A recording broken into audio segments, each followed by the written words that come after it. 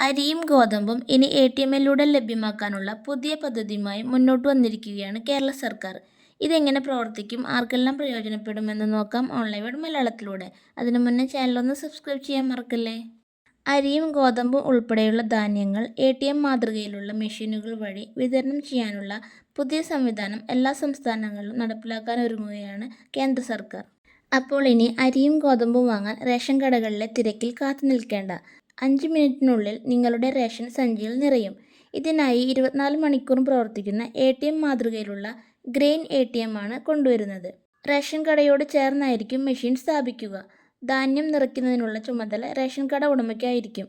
2500 kilogram വരെയാണ് ഇതിൽ നിറയ്ക്കാനാവുക. അന്നപൂർത്തി എന്ന പേരിലാണ് ഈ പദ്ധതി അറിയപ്പെടുന്നത്. ഇത്തരം എ.ടി.എമ്മുകളിൽ റേഷൻ കാർഡ് നമ്പർ ടൈപ്പ് ചെയ്ത ശേഷം വിരലടയാളം പതിപ്പിക്കണം. ഇതോടെ റേഷൻ കാർഡ് പ്രകാരമുള്ള ധാന്യം കൃത്യ അളവിൽ സഞ്ചിയിലെത്തും. പരീക്ഷണാടിസ്ഥാനത്തിൽ എറണാകുളം ജില്ലയിൽ സ്ഥാപിക്കാനാണ് ആലോചന നടക്കുന്നത്. സിവിൽ സപ്ലൈസ് മന്ത്രി അനൂപ് ജേക്കബിന്റെ മണ്ഡലമായ പിറവമാണ് പരിഗണനയിലുള്ളത്.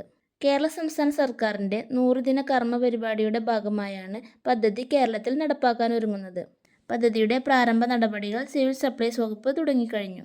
കേന്ദ്ര സർക്കാർ പദ്ധതി നടപ്പാക്കുന്നതിനുള്ള താൽപര്യം ഓരോ സംസ്ഥാനങ്ങളോടും അന്വേഷിച്ചപ്പോൾ കേരളം സന്നദ്ധത അറിയിക്കുകയായിരുന്നു. നിലവിൽ ഒഡീഷ, ഉത്തർപ്രദേശ്, ഹരിയാന തുടങ്ങിയ സംസ്ഥാനങ്ങളിൽ പരീക്ഷണാടിസ്ഥാനത്തിൽ ഈ പദ്ധതി വിജയകരമായി മുന്നോട്ടു പോവുകയാണ്.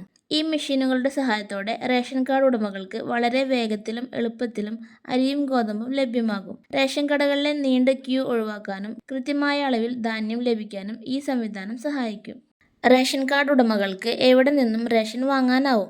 ഐക്യരാഷ്ട്രസഭയുടെ ലോക ഭക്ഷ്യ പദ്ധതിയുടെ സഹകരണത്തോടെയാണ് ഒഡീഷ സർക്കാർ ആദ്യത്തെ ധാന്യ എ.ടി.എം സംസ്ഥാനത്ത് സ്ഥാപിച്ചത്. കേരളത്തിൽ ഇത് പരീക്ഷണാടിസ്ഥാനത്തിൽ കുറച്ചു നഗരങ്ങളിൽ ആരംഭിക്കാനാണ് ഒരുങ്ങുന്നതെന്നും ഇത് റേഷൻ കട ഉടമകളെ ബാധിക്കില്ലെന്നും മന്ത്രി വ്യക്തമാക്കിയിട്ടുണ്ട്. പരീക്ഷണാടിസ്ഥാനത്തിൽ നടപ്പിലാക്കിയ ശേഷം ഘട്ടം ഘട്ടമായി വ്യാപിപ്പിക്കാനാണ് സർക്കാരിന്റെ നീക്കം. ഈ പുതിയ ധാന്യ എ.ടി.എം പദ്ധതിയെക്കുറിച്ച് നിങ്ങളുടെ അഭിപ്രായങ്ങൾ കമന്റിലൂടെ അറിയിക്കൂ. ഇത്തരത്തിലുള്ള ഏറ്റവും പുതിയ സർക്കാർ പദ്ധതികളും റേഷൻ സംബന്ധമായ വാർത്തകളും നേരത്തെ അറിയാൻ വീഡിയോ ലൈക്ക് ചെയ്യാനും ചാനൽ സബ്സ്ക്രൈബ് ചെയ്യാനും മറക്കല്ലേ. Thank you for watching.